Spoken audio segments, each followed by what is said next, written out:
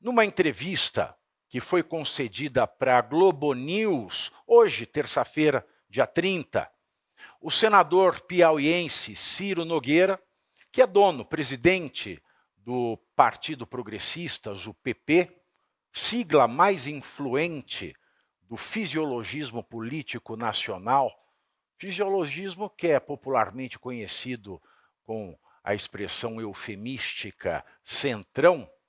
O Ciro Nogueira ele ressaltou que o governador de São Paulo, Tarcísio de Freitas, somente será candidato à presidência do Brasil se tiver apoio explícito do ex-presidente Jair Bolsonaro. Ponto. Ao mesmo tempo que o Ciro Nogueira disse isso, que Tarcísio vai ser candidato se tiver o apoio explícito do Jair Bolsonaro, o mesmo Ciro Nogueira, na mesma entrevista à Globo News, foi categórico em afirmar que, entre aspas, é impossível, e impossível foi a palavra que Ciro Nogueira usou, que Tarcísio não seja candidato à presidência da República no ano que vem. Nas palavras do Ciro, aspas, se Tarcísio não quiser, não será. Mas acho impossível isso acontecer. Se criarmos um ambiente político com o apoio dos partidos de centro e do presidente Bolsonaro, não tem como ele recusar.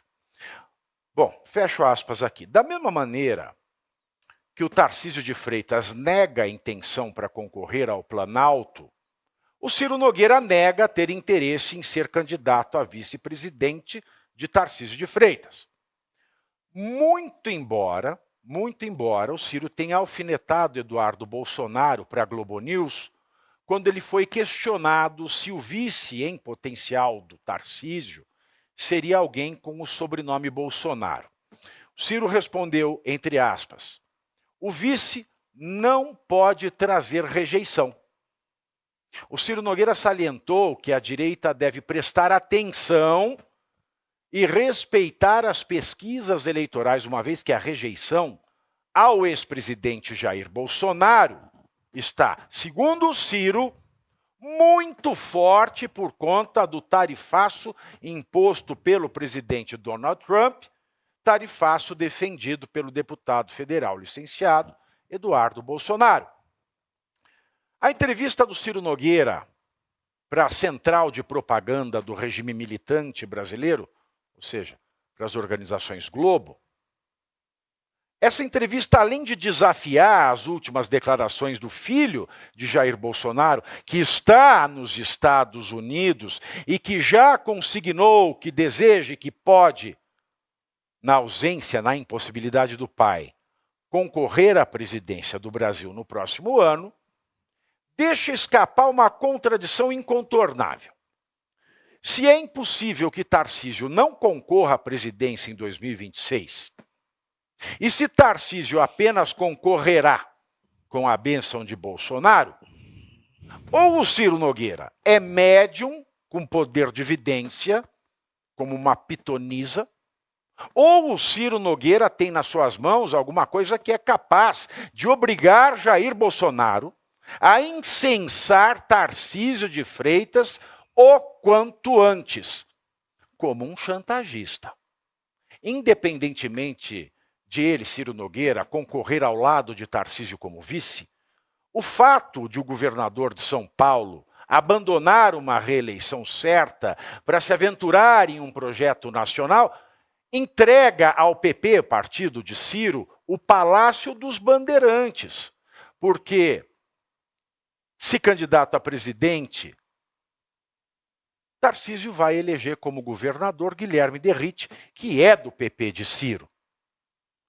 Quanto ao suposto poder de extorsão de Ciro Nogueira contra Jair Bolsonaro, coisa que se suspeita diante do cenário de ganho duplo com a candidatura de Tarcísio ao Planalto e agora com a declaração de ser impossível que Tarcísio não concorra, entrevista dada à Globo News, essa hipotética suspeita só aumenta.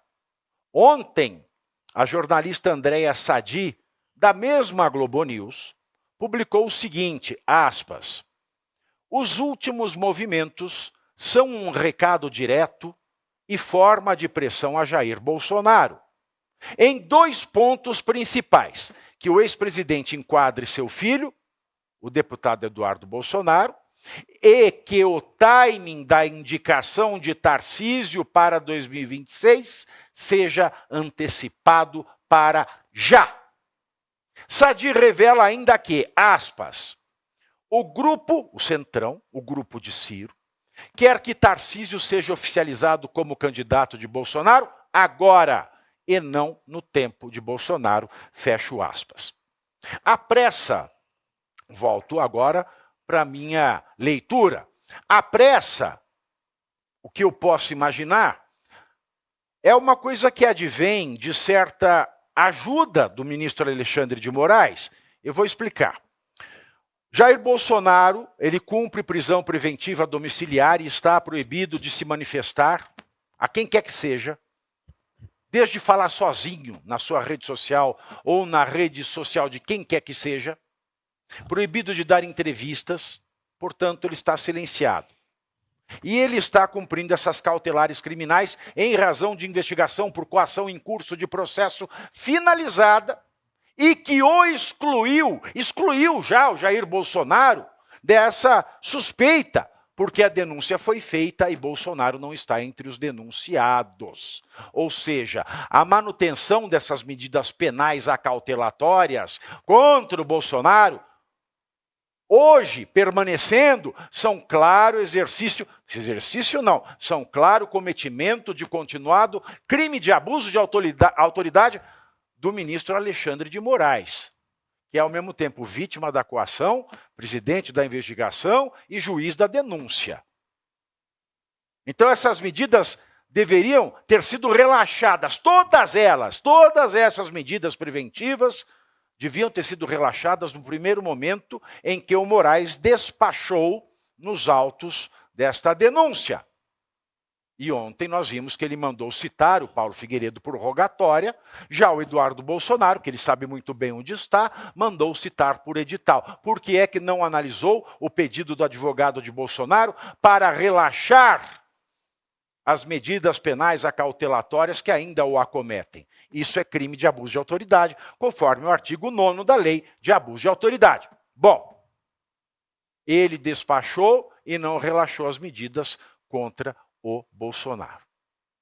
Moraes não estaria cometendo esse crime de forma gratuita e desinteressada. Devolver o direito da liberdade de expressão a Bolsonaro é arriscado demais. Mas arriscado demais para quem? Na presente altura dos acontecimentos, é arriscado demais para os caciques do Centrão, que têm pautado a imprensa brasileira com supostas afirmações de um Jair Bolsonaro amordaçado por Moraes, um ex-presidente famoso por não segurar a sua língua na boca.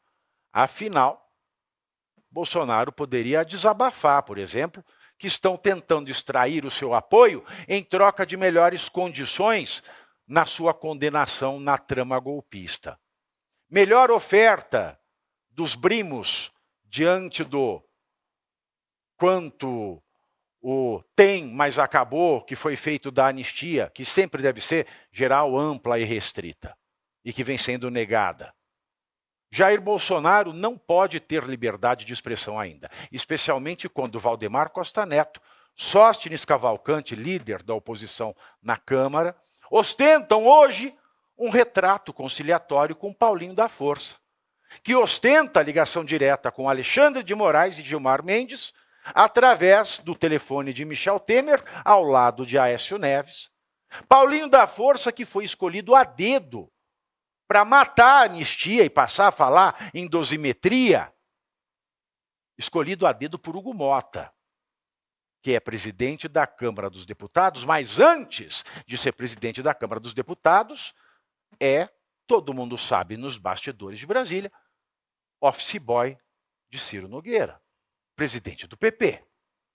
E assim o Centrão tem pressa. Pressa porque Moraes já não consegue mais disfarçar o abuso de autoridade em manter as cautelares penais contra Bolsonaro em uma investigação criminal que já acabou e da qual ele não foi denunciado. Pressa porque o silêncio de Bolsonaro desemboca em vantagem eleitoral clara para a reeleição de Lula, que Lula é o único beneficiado, é o que mais tem lucrado com a briga entre Centrão e bolsonaristas provocada pelo próprio Centrão. E assim, mais uma vez, com um ano de antecedência, Moraes tem atuado para desequilibrar a paridade da corrida eleitoral do ano que vem, que, se vencida ao seu gosto, ele vai reputar como democrática, legítima, etc, etc, etc. Em 2022, o Moraes calou apoiadores de Bolsonaro. Em 2026, já com um ano de antecedência, ou seja, agora, já em 2025, o Moraes calou o próprio Bolsonaro para que o boato, advindo do seu silêncio, cale os seus apoiadores.